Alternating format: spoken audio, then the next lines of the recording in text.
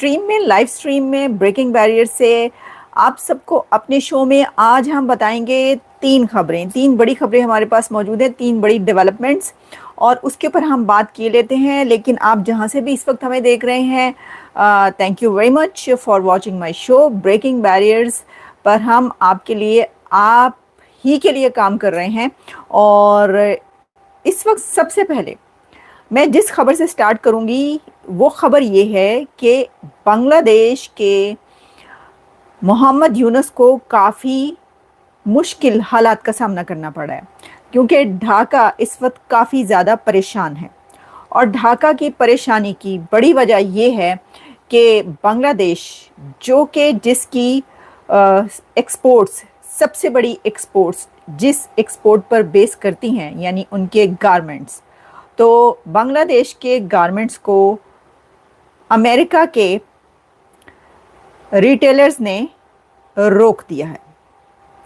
तो बांग्लादेश के गारमेंट्स, जो कि अमेरिका बड़ी तादाद में पहुंचते थे, और जब आप किसी अमेरिकन स्टोर पर यहाँ पर जाते हैं कपड़ा ख़रीदने के लिए, रेडीमेड गारमेंट्स ख़रीदने के लिए, तो वहाँ पर आपको 2-3 कंट्रीज़ जो कि नज़र आते हैं, उसका टैग कपड़ों पर, उसमें 3 कंट्रीज़, 3 से 4 कंट्रीज़ बड़े आपको नज़र आते हैं। एक है वियतनाम, एक है मलेशिया, एक है बांग्लादेश, और एक है इंडिया। ये 4 कंट्रीज़ वो हैं कि जब आप किसी भी स्टोर पर जाएंगे रेडीमेड गारमेंट्स खरीदने के लिए, तो आप टैग देखते हैं तो उस पर अक्सर कपड़े ऐसे होते हैं जिनके ऊपर ये टैग लगे होते हैं। तो देखिए जी, thank you very much, hello कह रहे हैं, hello to you, hello to all. तो ये जो है, ये एक समझ लें पहाड़ टूट पड़ा है यूनुस के सर पर। क्योंकि आप, ये क्यों हुआ? ये इसलिए हुआ कि प्रेसिडेंट ट्रंप की तरफ से 35% टैरिफ लागू कर दिए गए हैं ढाका पर, बांग्लादेश पर। तो उसके बाद ये स्टेप लिए जा रहे हैं। अब मैं आपको बताती हूँ, उसकी कुछ डिटेल्स बताए देती हूँ। वो ये है कि यूएस बायर्स जो हैं, उन्होंने अब ये स्टार्ट कर दिया है कि जो ऑर्डर्स जो कि ढाका से, बांग्लादेश से पहुंचते थे यहाँ पर, जो कि कहा जा रहा है the world second biggest garment manufacturer, वो टैरिफ्स के बाद अब रिटेलर्स, जिसमें बड़े रिटेलर्स में वॉलमार्ट भी शामिल है, तो इतने बड़े रिटेलर्स और बिजनेसेस जो कि अमेरिका में हैं, वो अब बांग्लादेश के ऑर्डर्स नहीं मंगवा रहे। ना सिर्फ ये कि नहीं मंगवा रहे, बल्कि जो ऑलरेडी ऑर्डर्स चल रहे थे उनको भी रोक दिया है। तो देखिए, इसके अंदर एक और चीज़ बताई गई है, और वो ये है कि जो गारमेंट प्रोडक्शन है वो 80%, टेक्सटाइल एंड गारमेंट्स जो है वो 80% है ऑफ एक्सपोर्ट्स इन बांग्लादेश, उसकी जो इंडस्ट्री है। और ख़ास तौर पर ये जो एक्सपोर्ट्स नीचे जा रही थी, उनका फॉल डाउन था वो जब से ये रेवोल्यूशन जो वहाँ पर स्टूडेंट्स का आया, और उसके बाद जो कुछ हुआ, जिस तरीके से वहाँ की गवर्नमेंट चेंज हुई, जो भी हुआ, उसके बाद से उनकी ट्रेड और एक्सपोर्ट्स ऑलरेडी डाउनफॉल की तरफ जा रही हैं। बहुत ज़्यादा डाउनफॉल आया है और काफ़ी उनको इकॉनमी बहुत ख़राब हुई है, और ये हमने पहले ही बता दिया था। देखिए, अगर आपको याद हो ना, जब ये हो रहा था सब कुछ, तो जो सेन माइंड्स थे वो क्या कहते, वो कह रहे थे कि हाँ, हसीना की बहुत सी बुराइयां हैं, सब कुछ है, लेकिन उसने जो इकोनॉमी उनकी खड़ी की है ना, वो कोई नहीं कर सकता था।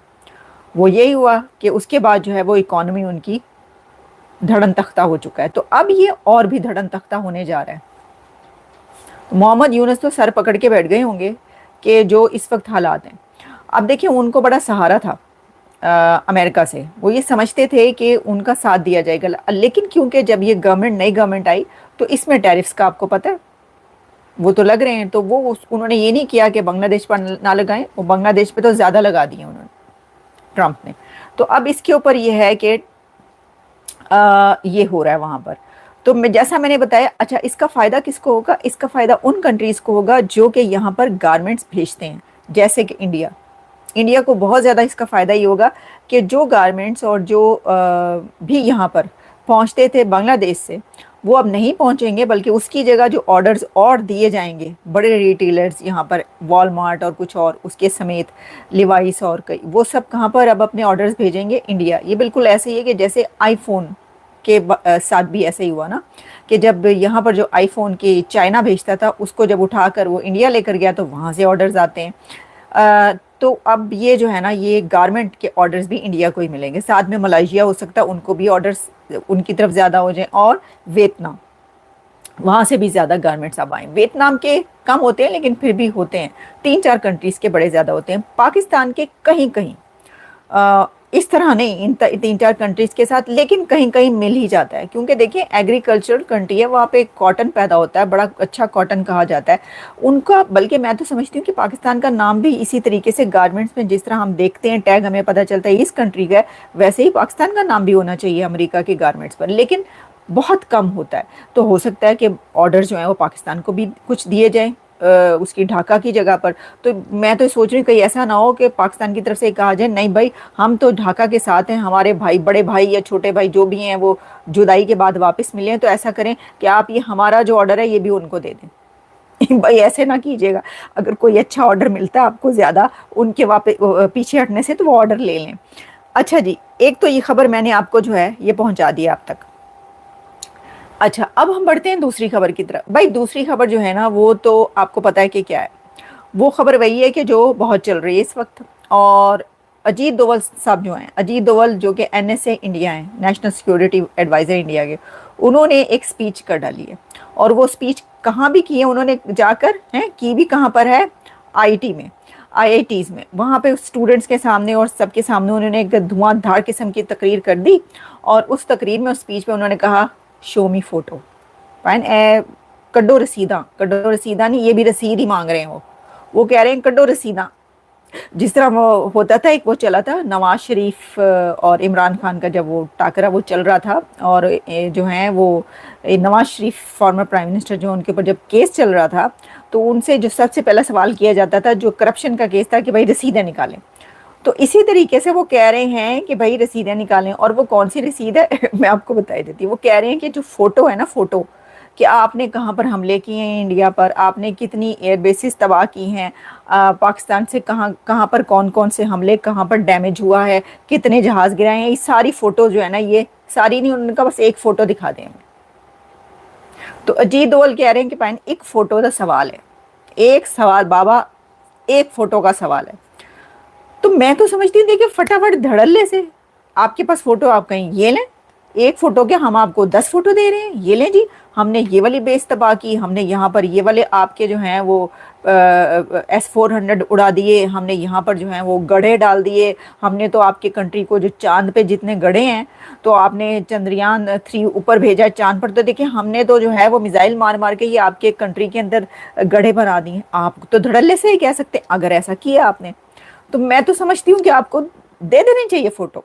सर एक सबूत मांगा उन्होंने, पड़ोसियों ने एक सबूत मांगा, आप फटाफट निकालें और आप कहें ये लें, दस्ती के दस्ती, हाथ के हाथ उनके सामने पेश करें, फराहम करें उनको, जी ये देखें हमारे फोटो, एक फोटो मांग रहे हैं, ये देखें हमने आपके कितने 10-12 राफेल गिरा दिए, पता नहीं इतने उन्होंने चलाए भी कि नहीं चलाए, लेकिन आप गए हमने गिराए हैं, आप फोटो दें।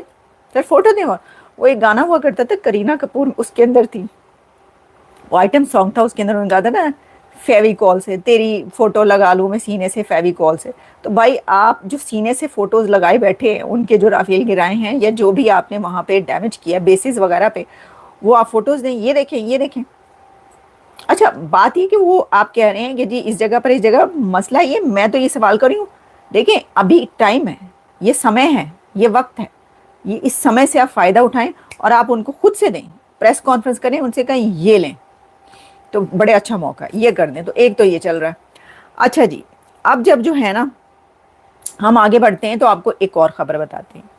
और जी वो जो ख़बर है ना, वो एक और ख़बर ये है कि एक ना आपको पता है कि बड़ा ही एक अफसोसनाक वाक़या हुआ जिसके अंदर जो एयर इंडिया का प्लेन क्रैश हुआ था, 270 के करीब जो बेचारे मासूम लोग हैं उनकी जानें चली गई उसके अंदर, और बहुत खौफनाक ही हादसा था, और कहा जाता है कि इंडिया की तारीख का एक बड़ा बहुत खौफनाक ही हादसा था। उसकी एक रिपोर्ट आ गई है, क्योंकि उस पर बहुत बात हो रही है, तो हमने कहा हम भी ज़रा बात करते हैं इसके ऊपर।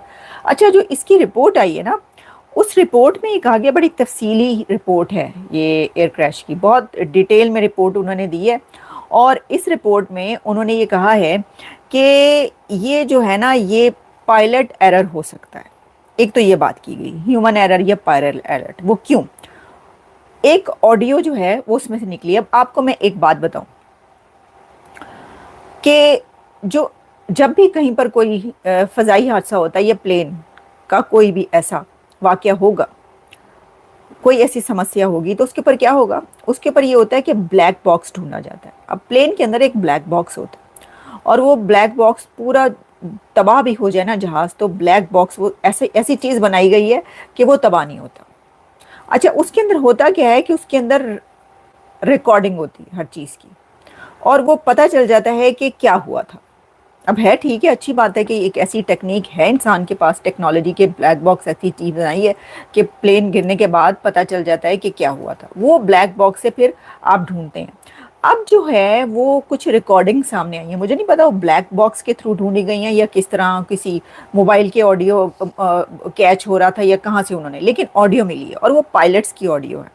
और वो जो दो पायलट्स हैं वो जो बात कर रहे हैं उससे ये पता चलता है कि हुआ क्या है। अच्छा, अब वो ये कह रहे हैं कि उसके अंदर हुआ क्या कि फ्यूल स्विच जो है वो कट ऑफ हो गया। फ्यूल स्विच कट ऑफ हो गया। अच्छा, फ्यूल स्विच जो आप समझ लें, दो स्विच हैं या दो नॉब्स हैं जिनको आप ऊपर नीचे कर सकते हैं, ठीक है? वो नॉब्स जो हैं वो नीचे हो गई।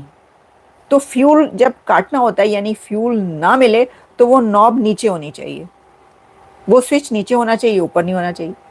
अब अनफॉर्चुनेटली कोइंसिडेंटली दो उसकी फ्यूल की होते हैं और वो दोनों एक साथ नीचे हुई कुछ सेकंड के वक्फे के बाद।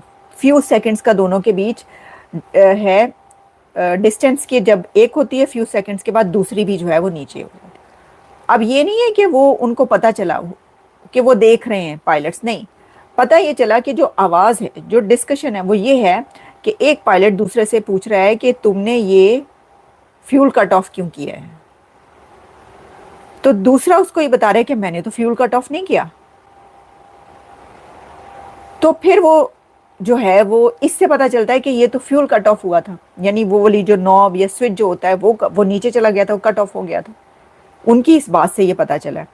एक तो ये बात की जा रही है, लेकिन देखिए अभी इस तरह की जो रिपोर्ट्स होती हैं ना, बहुत सारी चीज़ें चल रही होती हैं, लेकिन आगे चल के पता चलता है कुछ हो रही हुआ था। लेकिन ये एक बात कही जा रही है, बड़ी बात, जिसमें ये पता चलता है कि अब ये पायलट की गलती से उसका हाथ लग गया है, या ऐसा तो हो नहीं सकता हाथ लग गया हो, लेकिन क्या गलती से जो है एक पायलट ने वो कर दी, फिर दूसरे ने पूछा, फिर उसने डर के मारे क्या ये कहा कि वो नीचे चली गई, वो मैंने तो नहीं किया, या कुछ और था।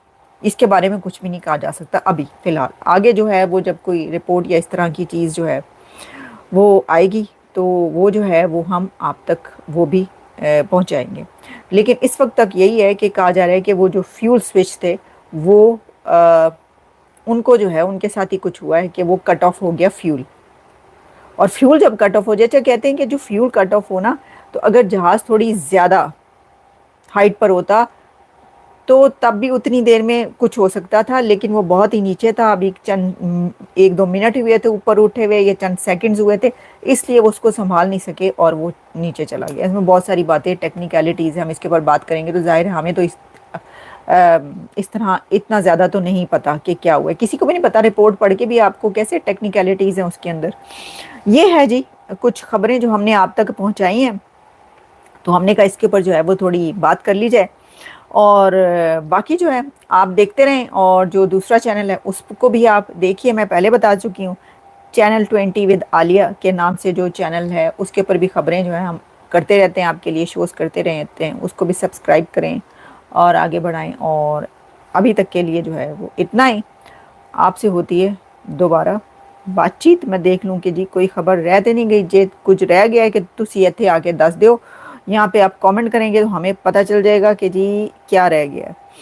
और हाँ, मैं जो बता रही थी एक चीज़, मैं उसको ज़रा रेक्टिफाई कर दूं। बांग्लादेश अमेरिका को मलबूसात बरामद करने वाला तीसरा बड़ा मुल्क है। मैं कहती थी ना सेकंड नहीं, थर्ड कंट्री है ढाका, जहाँ से जो यहाँ पर अमेरिका में आते हैं गारमेंट्स।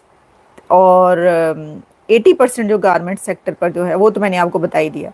और बांग्लादेश की जो फैक्ट्री ओनर्स हैं उनका ये कहना है कि अगर अगस्त से ये जो टैरिफ है ये लग गया तो उन्हें खदशा है कि उनके ऑर्डर ख़त्म ही हो जाएंगे। कम तो अभी हो गए हैं लेकिन ख़त्म हो जाएंगे। तो देखें जी, अब ये यूनुस साहब कैसे रोकते हैं ये जो है ये टैरिफ का मामला। लेट्स सी, मिलते हैं दोबारा। Have a good day, bye bye.